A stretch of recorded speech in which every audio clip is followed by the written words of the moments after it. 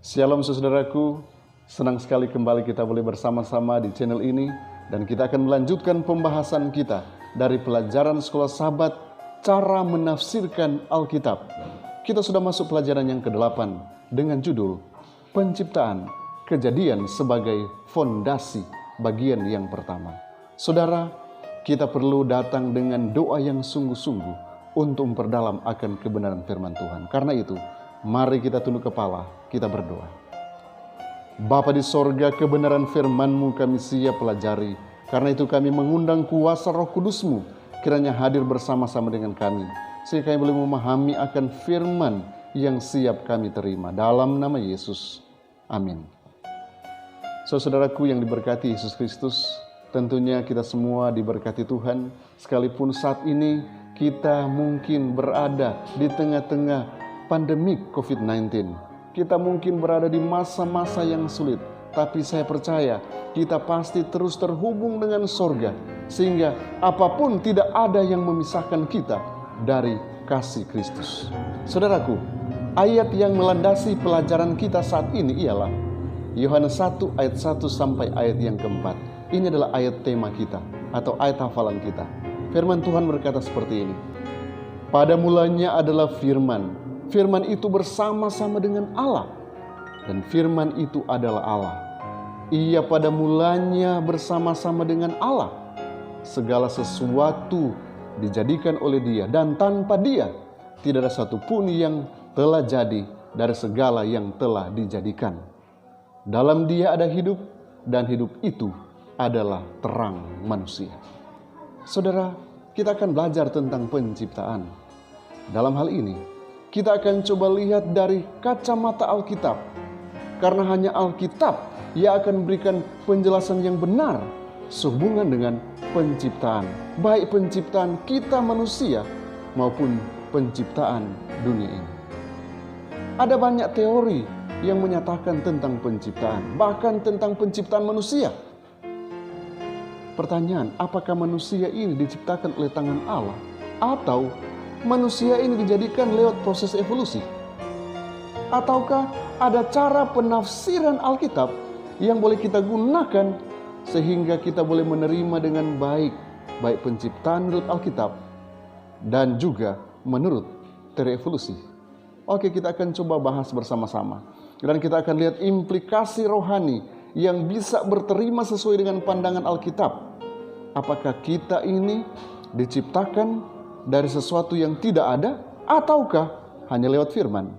Ada 5 pelajaran yang akan kita bawa pulang saat ini. Yang pertama, apakah kita berasal dari Allah atau hanya terjadi secara kebetulan? Kemudian yang kedua, apakah hari-hari di minggu penciptaan adalah hari-hari secara literal, atau dalam satu hari itu, satu hari penciptaan adalah periode yang sangat panjang? Yang ketiga, kita akan pelajari tentang hari Sabat yang diciptakan pada waktu penciptaan. Kemudian yang keempat, kita akan juga belajar tentang pernikahan yang juga ditetapkan waktu penciptaan menurut Alkitab. Yang kelima, dosa dan kematian atau evolusi dan kelangsungan hidup. Mari kita bahas satu persatu. Poin yang pertama, apakah manusia berasal dari Allah ataukah terjadi secara kebetulan? Saudara-saudara, para filsuf mereka coba menjawab beberapa pertanyaan. Berabad-abad mereka coba cari jawaban atas pertanyaan-pertanyaan ini. Yang pertama, mereka coba tanyakan, dari mana sebenarnya kita berasal? Atau siapa sebenarnya saya ini? Kemana saya akan pergi? Alkitab yang kita miliki sungguh luar biasa. Karena di bagian pertama daripada Alkitab sudah menjawab kebingungan daripada para filsuf dahulunya. Kejadian 1 ayat 1. Pada mulanya Allah menciptakan langit dan bumi. Alkitab sudah menjawab pertanyaan-pertanyaan ini. Ketika kita bertanya, siapa yang menciptakan kita? Jawaban kita pasti Allah sendiri. Saudaraku, kita ternyata bukan jadi secara kebetulan, tapi oleh karena Allah yang menciptakan kita. Alkitab juga mencatat bahwa Allah menciptakan kita dengan satu tujuan yang mulia. Allah juga menceritakan tentang keberadaannya sendiri sebagai pencipta, supaya ciptaannya boleh mengenal siapa penciptanya. Alkitab kita mencatat bahwa ada kerjasama yang sungguh luar biasa dari oknum kealahan pada waktu penciptaan. Kejadian 1:26 katakan, baiklah kita menjadikan manusia. Kita dapat yakin juga bahwa Allah yang kita sembah, Yesus juga bersama-sama waktu menciptakan semesta alam ini. Ibrani 1:2. Dan kita juga percaya ketika Allah memulaikan penciptaan dunia ini, Dia juga akan menyelesaikan apa yang telah dimulainya. Kemudian poin selanjutnya yaitu, apakah hari-hari dalam minggu penciptaan ini adalah hari-hari secara literal atau ini membutuhkan periode yang panjang? Kejadian 1:5. Firman Tuhan katakan seperti ini. Dan Allah menamai terang itu siang dan gelap itu malam. Jadilah petang dan jadilah pagi. Itulah hari pertama. Ada beberapa orang yang coba menafsirkan kata hari ini sebagai metafora waktu yang sangat panjang. Tapi fakta hari-hari dalam minggu penciptaan disebutkan periodenya petang dan pagi. Dan petang dan pagi ini menyoroti hari-hari kita diciptakan dalam waktu 24 jam. Tidak ada disebutkan pemisah antara hari-hari itu. Sehingga hari-hari itu membuat suatu pekan yang utuh tanpa henti. Ini adalah dasar daripada perintah Sabat dalam Keluaran pasal 20 ayat 8 sampai ayat yang ke-11. Ya saudaraku, jika kita menolak pekan penciptaan secara literal, itu berarti kita juga menolak kepercayaan terhadap Alkitab secara keseluruhan. Kita juga menolak bahwa bumi kita ini diciptakan oleh Allah.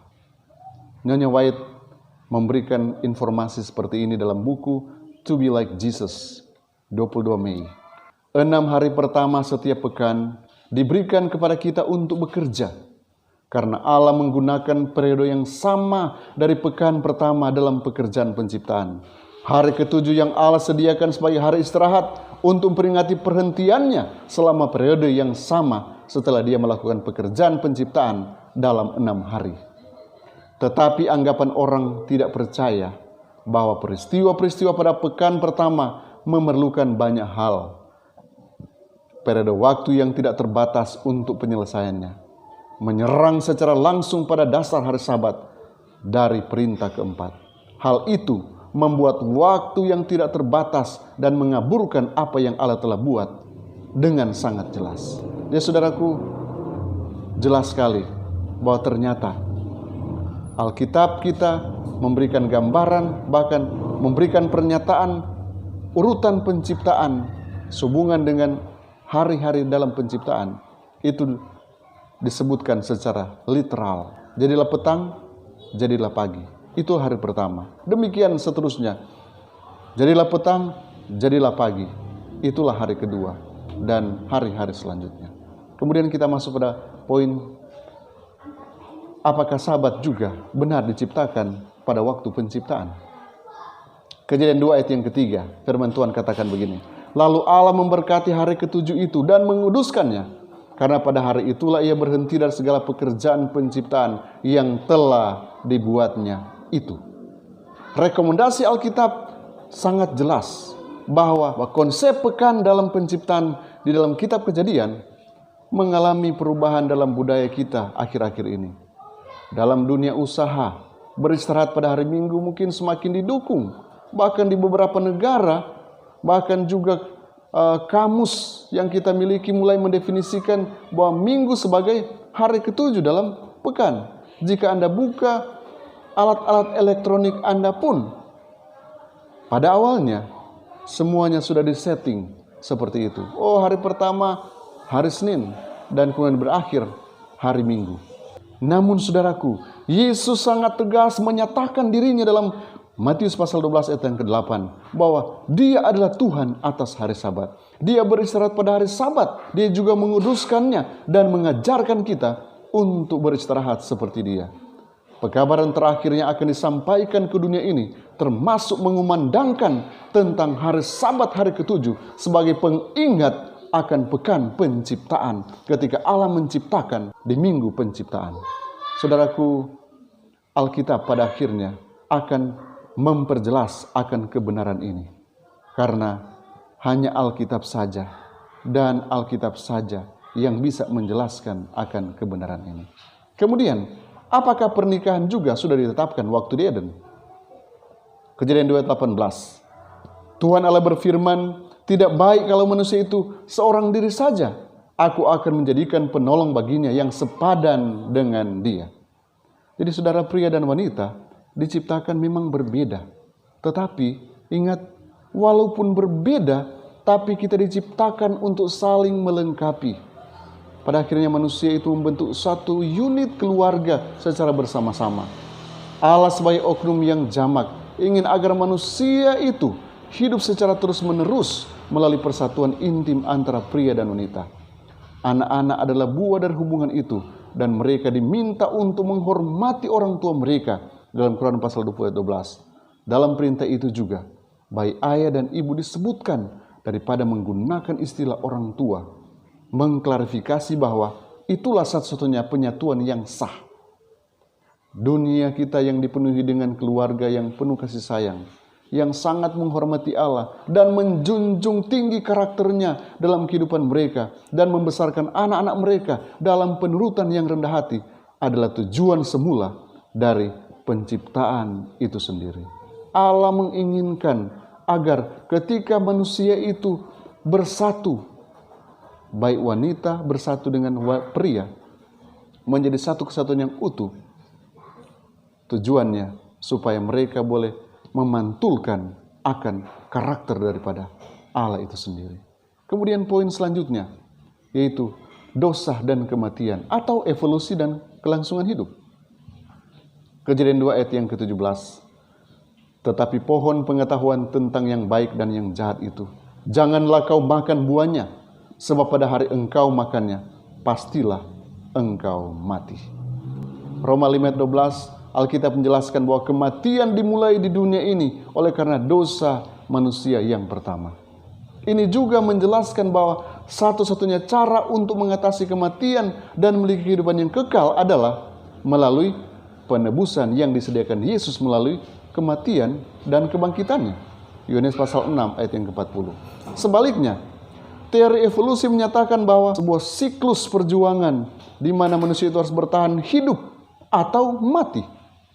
Dalam hal itu, kematian akan melekat pada kehidupan. Tapi saudaraku, jika kita menerima teori evolusi, kita menerima kematian sebagai bagian daripada proses penciptaan. Itu berarti penebusan tidak diperlukan lagi. Karena kematian tidak akan menjadi suatu konsekuensi daripada dosa itu sendiri. Alkitab mengungkapkan akan rencana keselamatan Allah dan berikan janji kehidupan kekal di dalam Kristus bila kita sungguh-sungguh percaya kepada Kristus.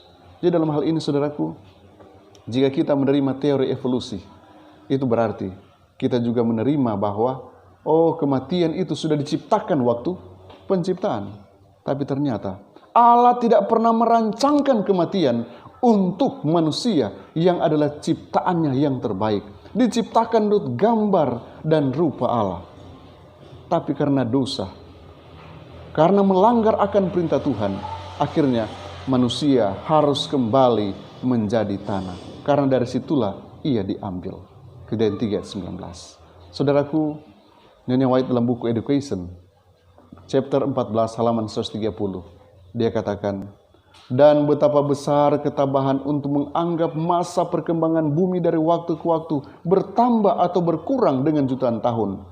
Dan bagaimana teori-teori itu berkembang oleh sarjana yang berbeda-beda dan bertentangan satu dengan yang lain. Dengan memikirkan semuanya itu, akankah kita menelusuri garis keturunan kita dari benih, kerang, dan kerah? Setuju untuk menyingkirkan perkataan tulisan suci yang begitu agung dalam kesederhanaannya. Allah menciptakan manusia itu menurut gambarnya, menurut gambar Allah diciptakannya dia. Jika dipahami dengan tepat, baik pernyataan ilmu pengetahuan maupun pengalaman hidup adalah selaras dengan kesaksian kitab suci mengenai pekerjaan Allah yang tetap dalam alam. Saudaraku, setelah kita mempelajari bagian yang pertama ini, apa rekomendasi Alkitab sehubungan dengan penciptaan bumi ini, bahkan penciptaan manusia? Apakah teori-teori yang coba diciptakan oleh manusia mendukung teori Alkitab? Ternyata teori evolusi sangat bertentangan dengan teori penciptaan menurut Alkitab. Jika kita boleh simpulkan secara sederhana, Allah menciptakan manusia sempurna. Oleh karena dosa, manusia pada akhirnya dia harus menurun kualitas hidupnya. Dan dia harus mengalami apa yang disebut dengan kematian. Jadi dari sempurna kepada kematian. Tetapi teori evolusi menyatakan bahwa manusia itu diciptakan dari satu sel yang sederhana. Jadi artinya dari yang sederhana. Kemudian dia berkembang, berevolusi jutaan tahun, kemudian dia menjadi sempurna. Coba Anda lihat. Kesempurnaan yang diciptakan waktu penciptaan, kemudian kesempurnaan lewat teori evolusi. Teori evolusi mulai dari bawah, sedangkan penciptaan menurut Alkitab dari atas. Ketika kita coba tarik garis menurut perkembangannya, mungkin akan membentuk tanda silang. Karena